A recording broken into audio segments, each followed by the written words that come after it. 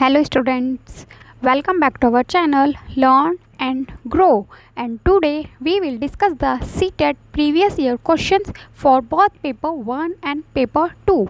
Question number 1 we have, according to NEP 2020, which language should a teacher use for interacting with primary school children during the teaching learning process.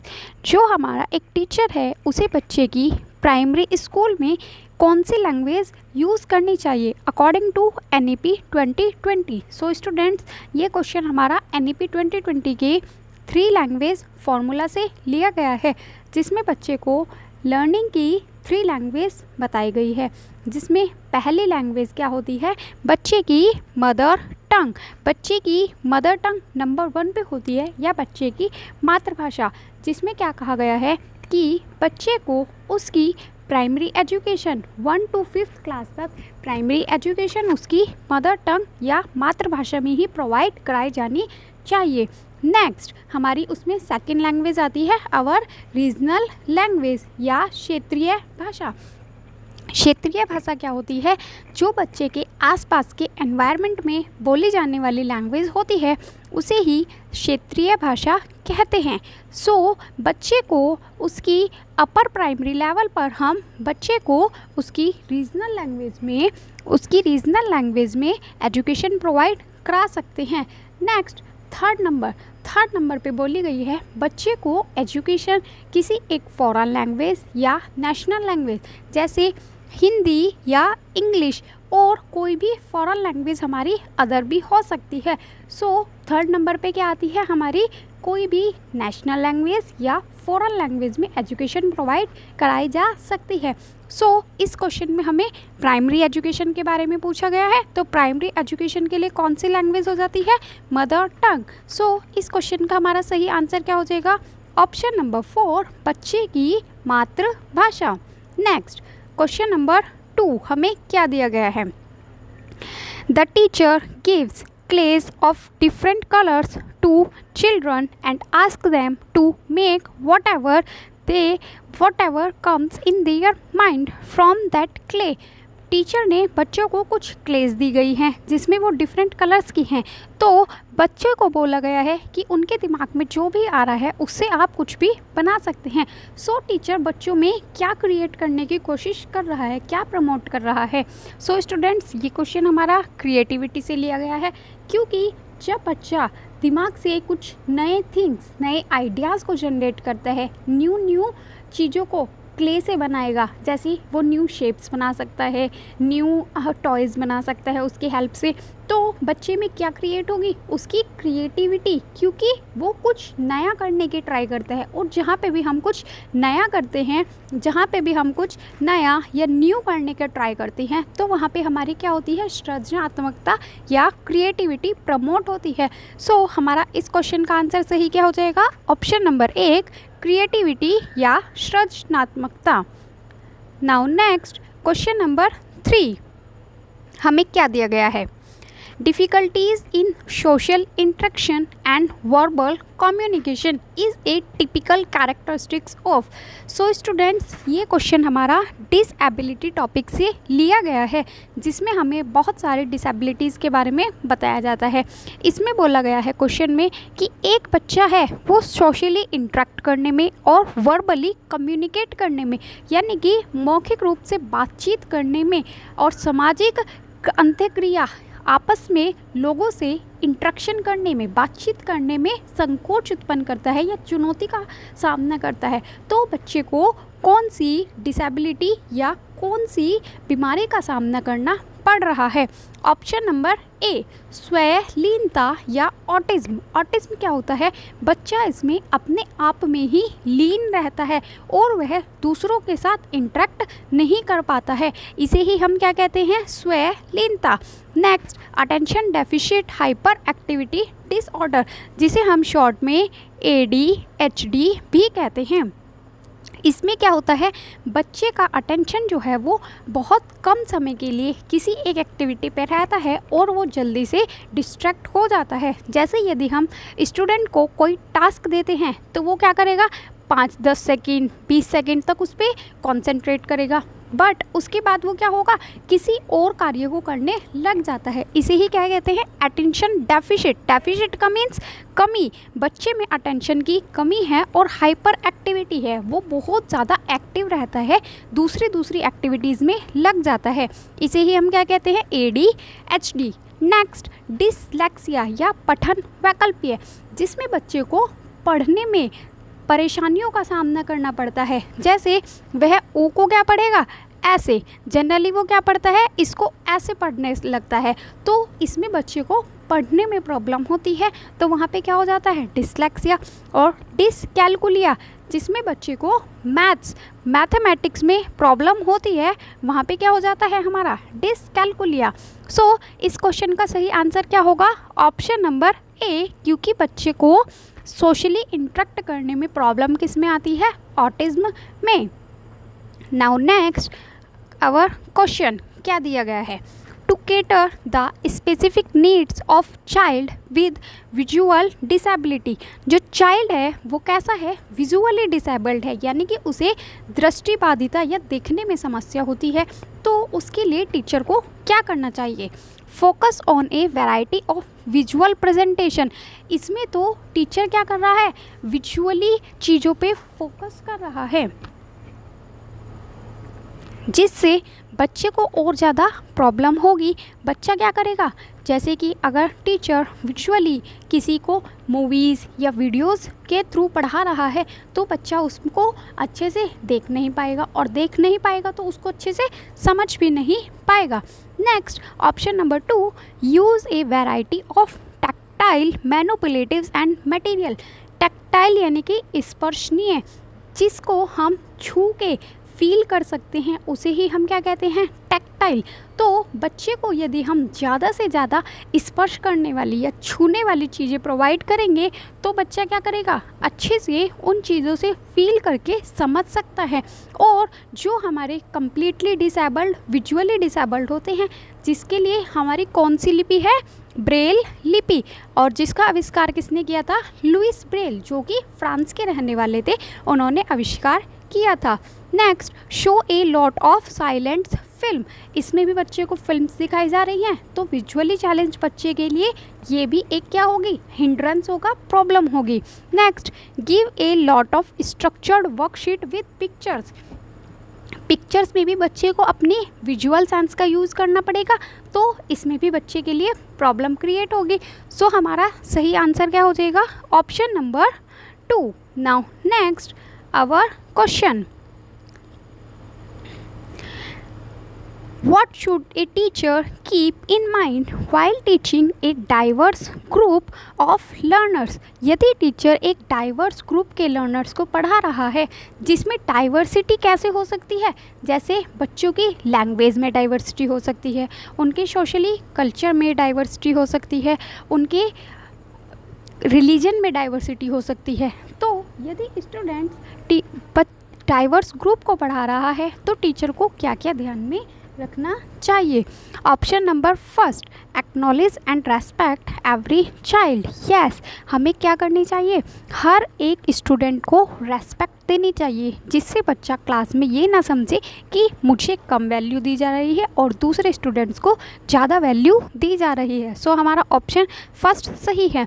Next, ignore cultural difference. यदि हम students के culture difference को ignore कर देंगे, तो क्या पता उनके कल्चर में उनकी लैंग्वेज भी अलग हो, और अगर यदि हमने बच्चे की लैंग्वेज को ही उसके एजुकेशन में इग्नोर कर दिया, तो बच्चा कैसे क्लास में एडजस्ट कर पाएगा और कैसे अपनी लर्निंग को बेहतर कर पाएगा।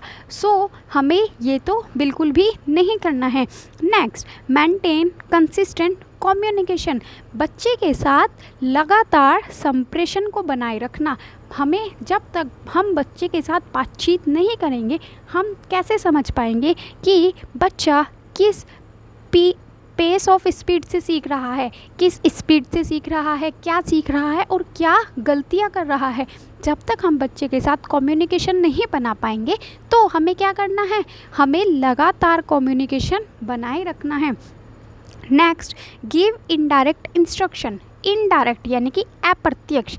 हमें बच्चे को कैसे इंस्ट्रक्शंस देने चाहिए? डायरेक्ट इंस्ट्रक्शन, ना कि इनडायरेक्ट, क्योंकि बच्चे के लिए इनडायरेक्ट इंस्ट्रक्शन किसी भी कॉन्सेप्ट में मिसकंसेप्शंस को पैदा कर सकते हैं। बच्चा क्या कर सकता है? किसी भी कॉन्सेप्ट को अपने दिमाग में गलत तरीके से बैठा सकता है। सो हमें ये भी नहीं करना है।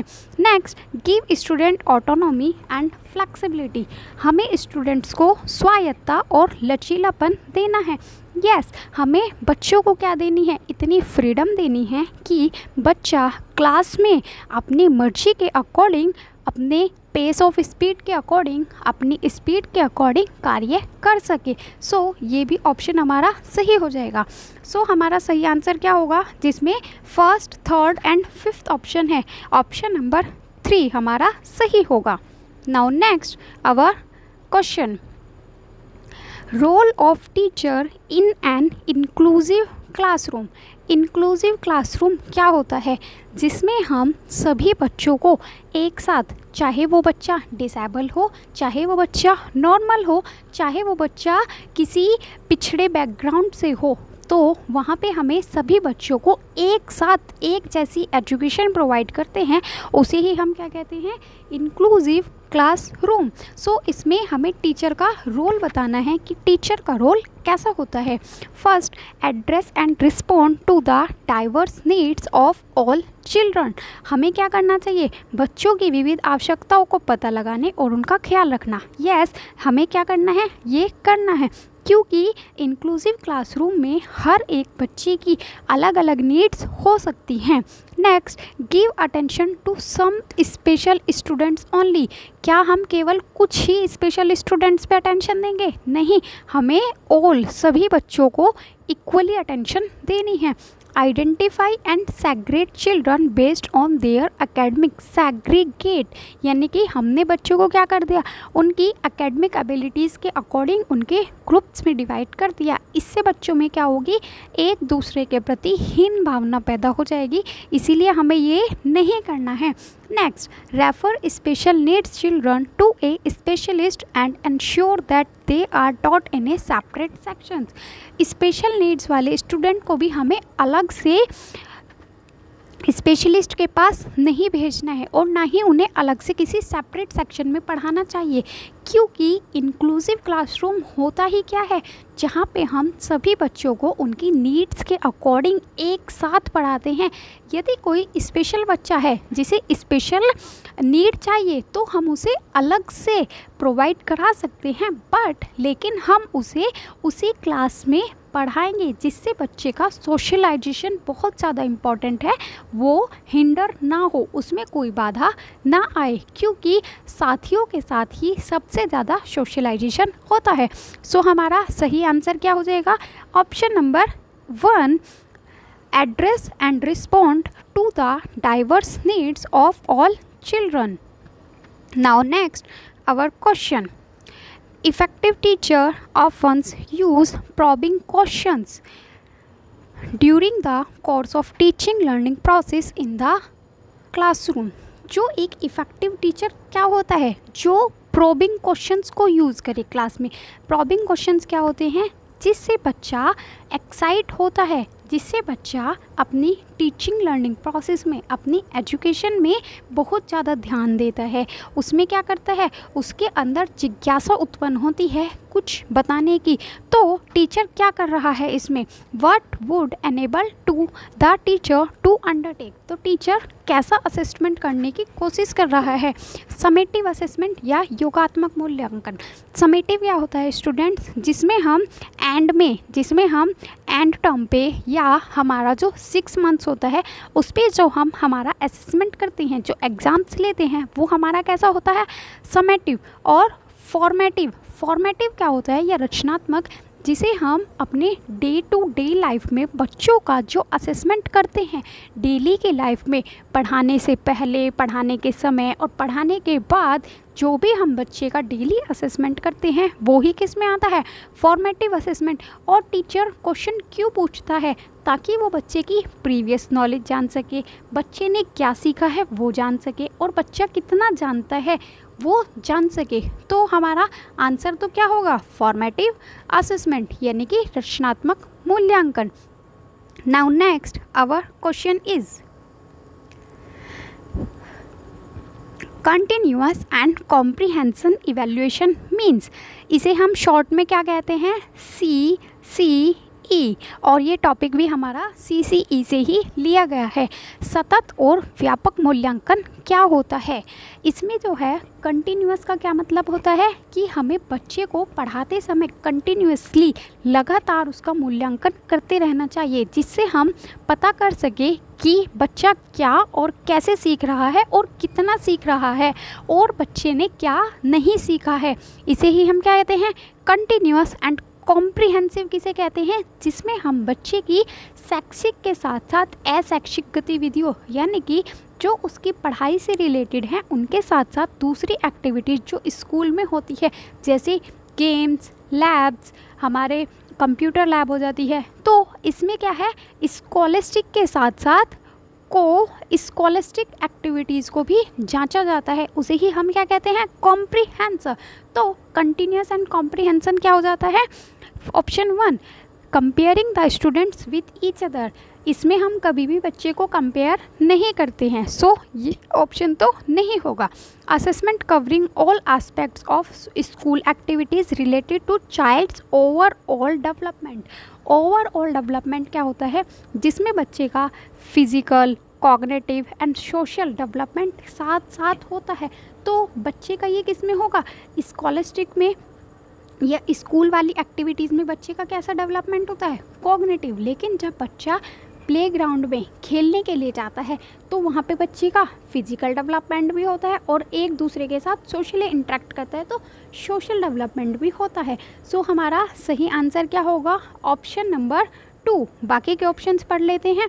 Evaluation of child's performance on the basis of scholastic activities only, नहीं, हमें सिर्फ स्कॉलस्टिक नहीं को स्कॉलस्टिक एक्टिविटीज़ को भी जांचना होता है। Next, evaluation of the children at the end of the year determine promotion to the next class, जो हम एंड टाइम पे करते हैं उसे हम क्या कहते हैं, summative assessment. And of the year पे क्या करते हैं, समेटिव असेसमेंट। सो हमारा सही आंसर क्या है, option number 2। Now next our question is labelling of children and placing them in categories. यहाँ पे भी हम बच्चों को क्या कर रहे हैं, बच्चों को हमने लेबल कर दिया, बच्चों को हम क्या कर रहे हैं, उनको लेबल कर रहे हैं। तो बच्चों को लेबल करने से और उन्हें अलग अलग कैटेगरीज में डिवाइड करने से बच्चे पे क्या इफ़ेक्ट पड़ता है, और ये टॉपिक क्या कहलाता है, discriminations in children. First, enhance and facilitated meaningful learning, बिल्कुल रॉन्ग। इससे बच्चों में क्या होता है, एक दूसरे के प्रति हीन भावना आ जाती है कि मैम या सर जो हैं वो, या क्लास में उन बच्चों को ज़्यादा अपॉर्चुनिटीज़ दी जाती है, उन्हें ज़्यादा वैल्यू दी जाती है जिनके अच्छे मार्क्स आ रहे हैं, या फिर हमें कम वैल्यू दी जाती है क्योंकि हमारे मार्क्स क्या आए हैं, कम आए हैं। तो इससे लर्निंग मीनिंगफुल नहीं होती बल्कि हिंडर हो जाती है, यानी कि उसमें बाधा आ जाती है। Create a sense of helplessness and inferiority among A group of children. Yes, बच्चों के समूह में हीनता आ जाती है और सीखने में लाचारी को जन्म देता है। बच्चे क्या है, वो सीखना ही नहीं चाहते हैं, क्या सोचेंगे कि हमें तो क्लास में कोई वैल्यू ही नहीं दी जाती तो हम क्यों सीखें। Next, it is positive strategy, आप यहीं से हटा सकते हैं कि ये पॉजिटिव नहीं, एक नेगेटिव स्ट्रेटजी होती है। Next, does not have any impact. Yes, it has a very bad impact, इसका बहुत बुरा इम्पैक्ट पड़ता है बच्चों पे, इसीलिए हमें कभी भी क्लास में लेबलिंग या बच्चों को कैटेगरीज में डिवाइड नहीं करना चाहिए। सो हमारा सही आंसर क्या हो जाएगा, ऑप्शन नंबर 2, जिसमें बच्चों में ए सेंस ऑफ हेल्पलेसनेस आ जाती है। Next, our next question is 5-year-old Vaishali told her mother mother I want a football like Amit, मुझे भी अमित की तरह फुटबॉल चाहिए। लेकिन उसकी मदर वैशाली से क्या कहती हैं, only boys play with football, I will bring a small cute doll for you. ठीक है, तो मदर क्या कहती हैं कि लड़के केवल फुटबॉल से खेलते हैं, मैं तुम्हें एक डॉल ला के दूँगी। तो जो उसकी मदर है वो क्या शो कर रही हैं, माँ का जवाब क्या दर्शा रहा है, gender role flexibility. Gender role flexibility क्या होता है, जिसमें हम जेंडर से रिलेटेड कुछ रोल्स को फिक्स कर देते हैं। जैसे हम एग्जांपल क्या ले सकते हैं कि बाहर का काम जो है वो कौन करते हैं, ओनली बॉयज़ करेंगे, और घर का काम कौन करेंगे, ओनली गर्ल्स करती हैं या फीमेल्स करती हैं। तो ये क्या कर दिया हमने, जेंडर रोल फ्लेक्सिबिलिटी कर दिया। जैसे वुमेंस के लिए जनरली क्या बोला जाता है, खाना बनाना लड़कियों का काम है, तो इसमें हमने क्या कर दिया, जेंडर को फिक्स कर दिया।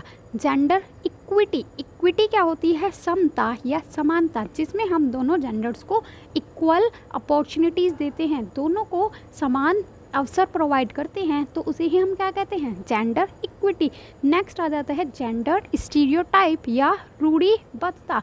रूढ़िबद्धता भी वही होती है कि हम पुराने समय से अपने दिमाग में विचारों को बैठा लेते हैं कि ये काम ये बॉयज़ करेंगे और ये काम गर्ल्स करती हैं, तो इसे ही हम क्या कहते हैं, जेंडर स्टीरियोटाइप। और gender role flexibility gender stereotype के अंदर ही आ जाएगा, क्योंकि हम क्या कहते हैं, लड़के बॉल से खेलेंगे और लड़कियां डॉल से खेलती हैं, या लड़के बाहर का काम करेंगे और लड़कियां घर का काम करती हैं।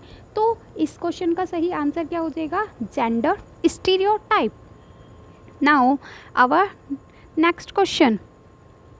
ओके स्टूडेंट्स, ये थे हमारे आज के क्वेश्चंस। अगर आपको क्वेश्चंस पसंद आए हैं तो वीडियो को लाइक करें और चैनल को सब्सक्राइब करें, अपने दोस्तों को शेयर करें ताकि वो भी इस वीडियो को देख सके और अपने एग्ज़ाम की प्रिपरेशंस अच्छे से कर सके। Thank you for watching.